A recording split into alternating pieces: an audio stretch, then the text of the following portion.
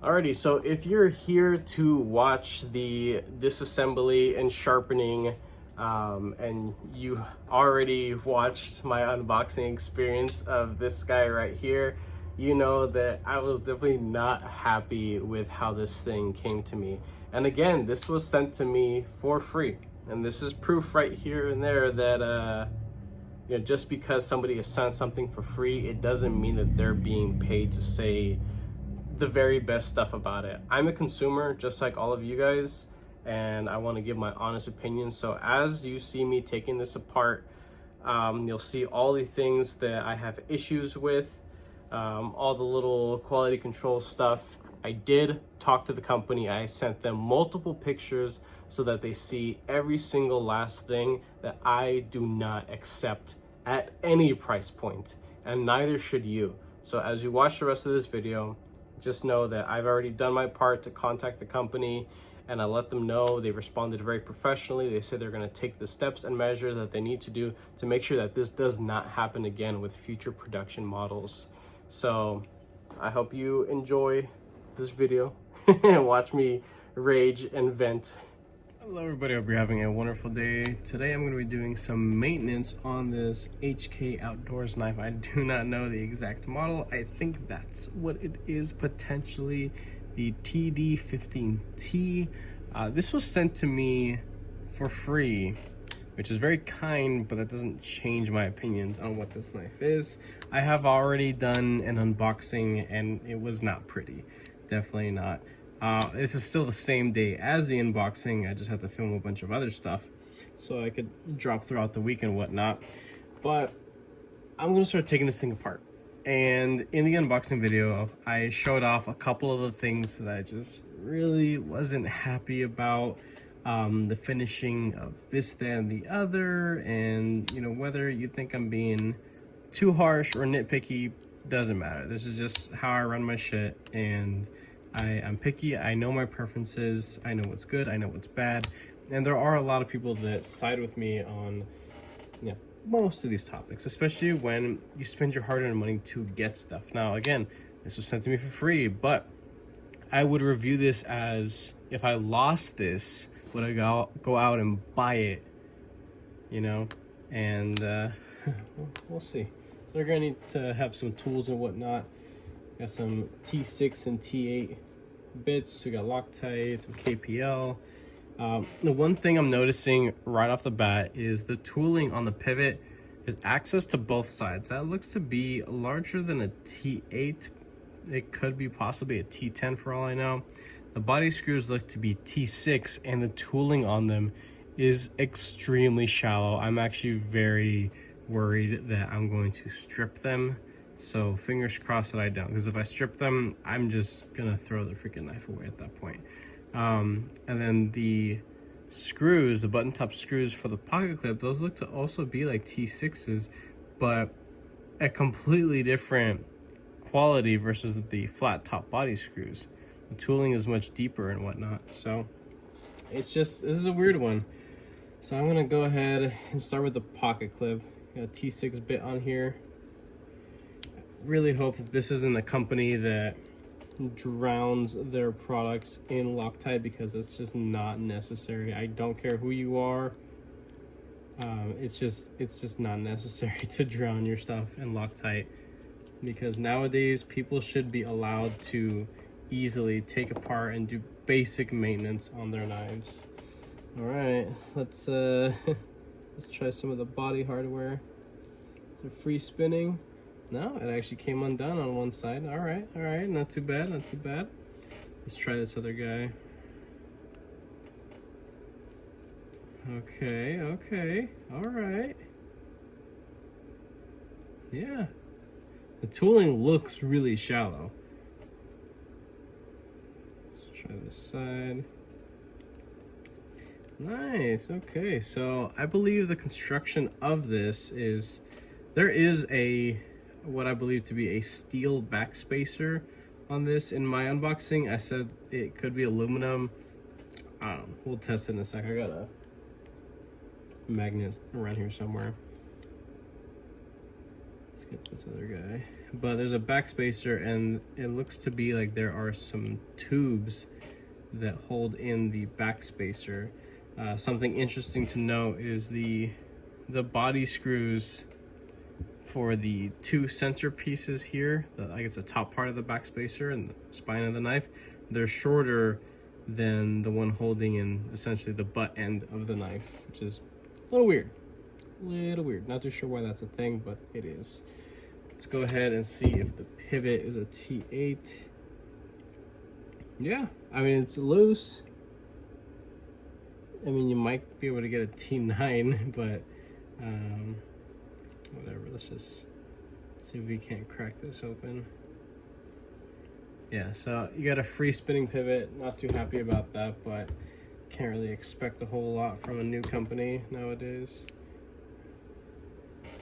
Especially a budget company that's trying to fit into this tight little spot between premium and budget, but then coming out with, you know, not the best quality control, right? So the pivot does seem to have some Loctite on it. It's just not the end of the world.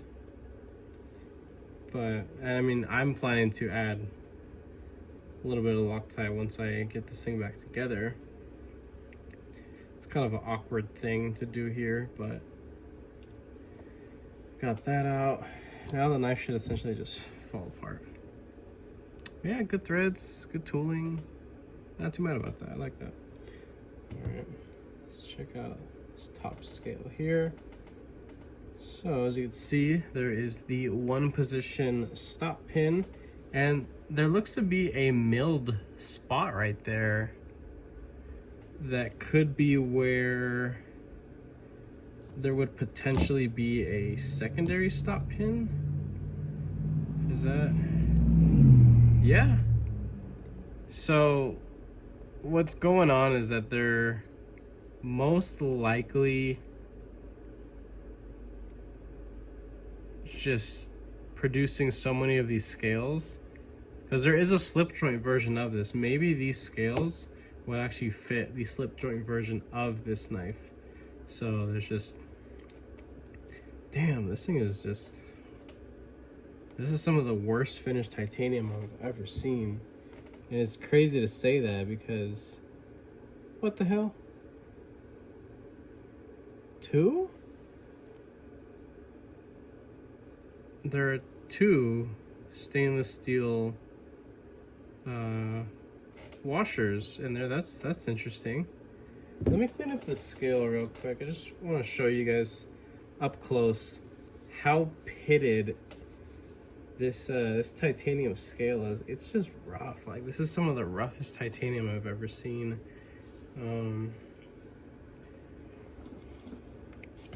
Okay, so it's better in the light, but you could see how heavily pitted this thing is all over the actual surface texture. The edges as well, they are not sharp, but they're crisp. This was not something that was tumbled at all. It was probably just very quickly milled out and then hit manually with a sandblaster or a bead blaster of some sort. You could even see around the inside hole. Just check out how chewed up that looks like. So there's leftover, what's it called, like a burr. You can't see it from the outside, but from the inside it's there. But yeah, now that we're up close, you can see how this thing is. The glint all over all the edges, that's just showing that this thing was never actually tumbled. It was just pulled right off the wherever it was milled from, and just hit really quick manually with a bead blaster. There are some scuffs right there, right out of the box. That's how it looked. As well as up here, there is some heavy pitting. The lines here, the decorative lines for traction and tactical purposes. The depth is very inconsistent on most of them. as well as the pattern on the rest of the scale. I just I feel like the company is just doing a little too much. The designer, or if it was an in-house design, I felt like if they just did away with all of this and made a pattern that was actually easy for them to mill, this could have been full frag. This could have been diagonal frag, or it could have just been left smooth. Let's just leave it smooth completely. Why not? Because clearly they're not executing it well. Also, having titanium alloy printed on the outside of the knife? Why? For what? You want to take this pocket clip and put pocket and then clip right there? I mean, it's a little weird, you know? On this, there's already enough branding, but you want to go and put blade across there? It's just... I just don't know why that's a thing that a lot of new companies like to do. A lot of companies that started out from damn near nothing started out doing the same stuff. And this is how I know these companies don't actually know what the people want. They're trying to enter a market where people are very picky. And it is actually very easy to please a lot of these picky bastards, myself included, by just moving effort from one idea to another. You know, you didn't need all the laser etching, right? Instead of having this thing sit and get lasered, probably would have taken that time to put a better factory edge, right? You know, that's something that I'm sure a lot of people would agree on. On the titanium scales, all of this equals time. The holes for weight relieving, that's part of the design. Don't bother with weight relieving. Don't mill that out, because clearly spots are missed. Sure, have the lanyard hole for people that care about lanyards. I personally don't, but sure, why not? But don't do any of the milling pattern and just have a well executed, consistent piece with finish. You know, consistent finish overall. It's just moving time and effort and money and resources from one thing that people do not care about and moving it towards something that people actually care about. If this was a excellent piece of titanium with no weird inconsistencies or bubbliness or just like tear out or, you know, little burrs left over, I wouldn't be saying anything bad about this. Here is the backspacer. Let me go ahead and get my magnet. It is, oh, it's steel. There you go. I thought it was aluminum, but no, it's definitely steel. So there is that. And the tie scales, just to show, this should be non-magnetic. So, yep, non-magnetic. So yeah, cool, it is titanium. Cool, you'll be able to anodize it. And if you have a method or technique to refinish, which a lot of people don't, the average consumer is not going to, you know, the person that's buying and shopping in this category of knife probably doesn't have a bunch of equipment to go and refinish stuff that should have came already pretty decent from the factory. You get what I'm saying? Here's the detent hole. I'm gonna go back to the blade real quick. Detent hole, very well machined. I like that quite a bit. Everything seems relatively clean in there. I can't see, at least at this moment, I can't see any burr or any weird stuff going on within the blade hole for the pivot, so it gets a pass. That's cool. You can see here in slightly better light that the sharpening choil and plunge grind, sweet execution. I love that. Let's go ahead and look at the rest of this. So, real small screws. Whoa, this is D-shaped, but why is it? That's weird. They got a... What is going on here? So there's a D-shaped pivot, but no D-shaped holes in the scales or the steel liners. And what is all this crap that's in here? Jeez. This thing is grimy. This thing is filthy. I gotta get this thing out of here. Why is this thing spinning like that? What the hell?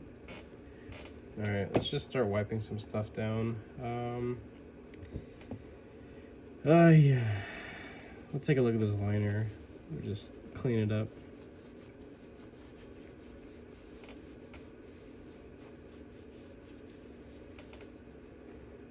Alright. That looks to be a ceramic detent ball. That's pretty neat. I like that. You could see this little milled out space for the liner itself, just to have some traction and texture. I love that. I think that's great. I think that was executed very well. The way that they cut this all out, it's pretty good for the most part. They did that little hole to cut out any of the sharp pieces that would be left over. And this steel piece itself looks like it's finished pretty good for the most part, but there's just like gouges like that. Like, what is that? I don't even, like, what was all over this knife that they just slapped together and just shipped it out? No wonder this thing felt like junk. Just scratches all over the liner. And why does this matter? Why? Because people deserve to know where their money is being spent. You know, if you buy something, you want to know that it's made well. And all this stuff, all this excess oil, like, this is just, oh, that's not stuff. That's actual, I don't even know, like machining chatter, or just, there's just weird marks out of this titanium. Like, look at how this thing is machined. Look at all that. What is going on? Holy hell, this thing is, yeah. All right, well,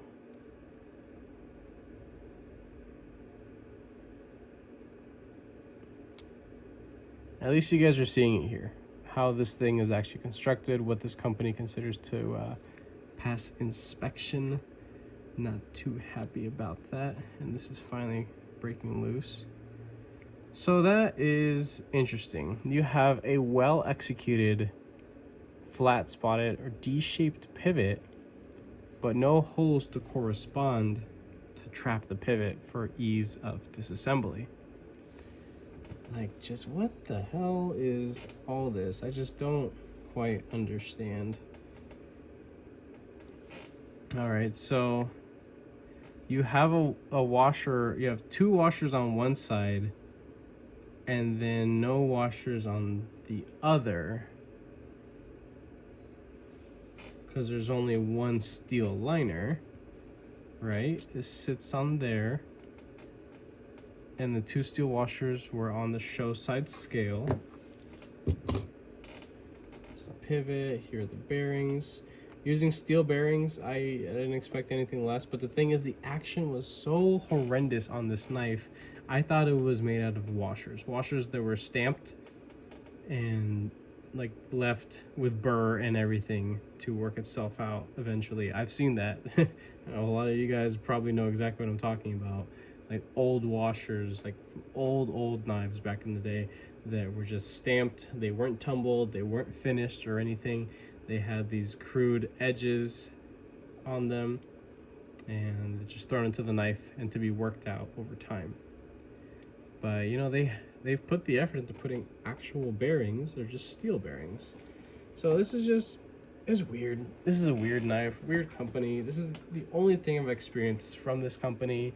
And right off the bat, I can say that there are a lot of things that I do like and some things that I don't really appreciate. Taking a look at this backspacer piece again, this is made out of steel. You can see how that was left finish. Not too great, that's for sure.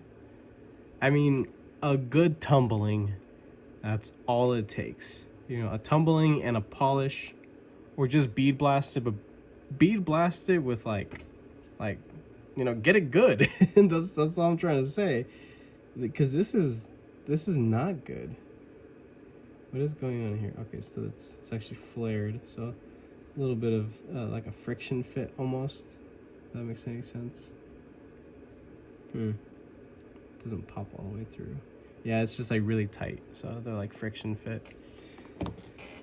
But that is the the knife taken apart. You guys got to see the internals. I'm gonna go ahead and tune this thing up. The D10 is way too light on this, so I'm gonna bring it over, throw it all back together, and I'm probably gonna sharpen it as well.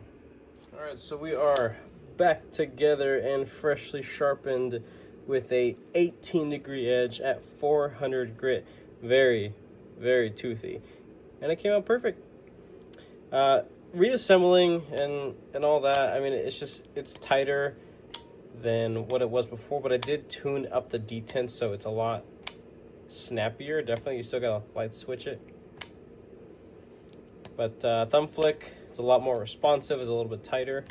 Reverse flick, yeah, it's good. It's getting better the more and more I use it. So let's go ahead and just check out how the edge came out. Should be very aggressive. Yeah, very, very bitey.